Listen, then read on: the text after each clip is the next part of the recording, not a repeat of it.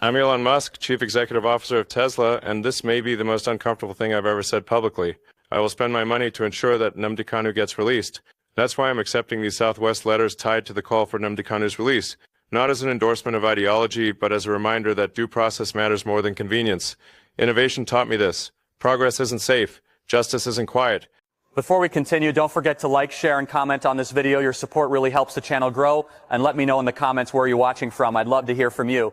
There is another reason this moment matters, and it is one we rarely admit out loud.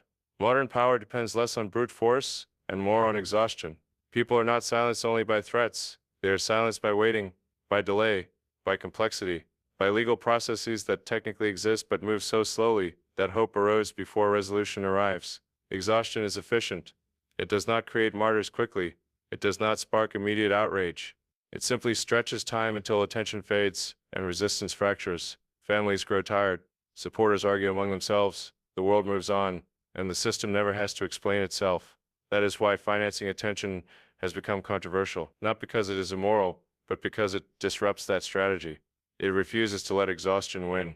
I understand the discomfort people feel when money enters conversations about justice. We prefer to imagine justice as pure, untouched by resources. But that has never been true. Courts cost money. Lawyers cost money. Media costs money. Silence itself is often purchased through incentives, pressure, or neglect. Pretending otherwise only advantages those who already control institutions. What makes people uneasy here is not the presence of finance, but who is using it and for what purpose. When finance reinforces existing power, it is called stability. When it challenges that power, it is called interference. In recent years, I have watched how quickly narratives harden. Once a person is categorized as dangerous, radical, or destabilizing, curiosity shuts down. Legal nuance becomes irrelevant. Context disappears. Everything that follows is filtered through that initial judgment. And yet, innovation taught me that labels are often the enemy of truth. Many of the technologies we now rely on were once dismissed as reckless, impossible, or harmful. If we had frozen judgment at the first label, progress would have stopped. The same principle applies here. Questioning process is not the same as endorsing outcome. Demanding fair treatment is not the same as approving every belief a person holds. Confusing those distinctions is how societies justify abandoning their own standards. I want to speak directly to those who feel this conversation threatens national stability. Stability built on unresolved grievances is not stability, it is compression. Pressure accumulates quietly until it finds a release point, often violently. History is consistent on this. Due process is not a concession to dissent. It is a safety mechanism for society itself. It allows conflict to move through institutions rather than explode outside them. When that mechanism is weakened, everyone becomes less safe, not more. The indigenous people of Biafra did not emerge in a vacuum. No movement ever does. Movements arise from histories, from perceived injustices, from identities that feel erased or dismissed. Ignoring that reality does not make it disappear. It only guarantees that it returns in less manageable forms. Again, acknowledging that does not require agreement. It requires honesty. One of the most dangerous illusions of our time is that technology alone will solve social problems, that faster communication, smarter systems, or better surveillance will somehow compensate for unresolved human questions.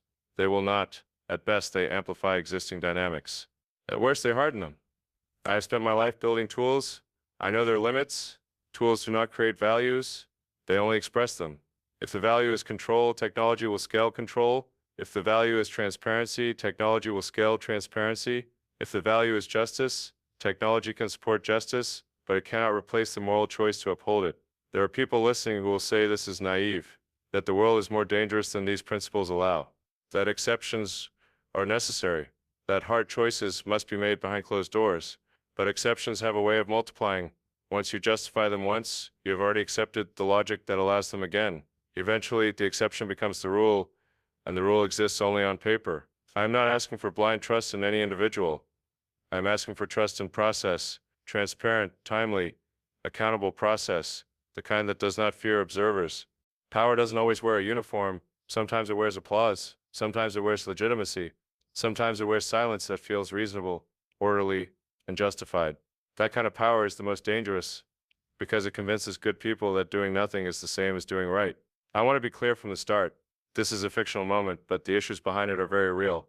I am speaking not as a politician, not as a savior, and not as someone pretending to understand the full complexity of another nation's internal struggles. I am speaking as someone who has lived under scrutiny, distortion, pressure, and institutional force, and who has learned how fragile truth becomes when it threatens convenience. That is why I'm accepting these Southwest letters tied to the call to finance global attention around the release of Nnamdi Kanu, not as an endorsement of ideology, not an approval of separatism, not as interference dressed up as virtue, but as a reminder that due process matters more than convenience, and that justice should not depend on whether a person is popular, profitable, or safely distant from us. Nnamdi Kanu is a Biafran. He is a central figure in the Indigenous People of Biafra.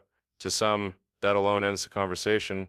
Labels are applied, conclusions are drawn, and the human being inside the story disappears. Once that happens, anything can be justified.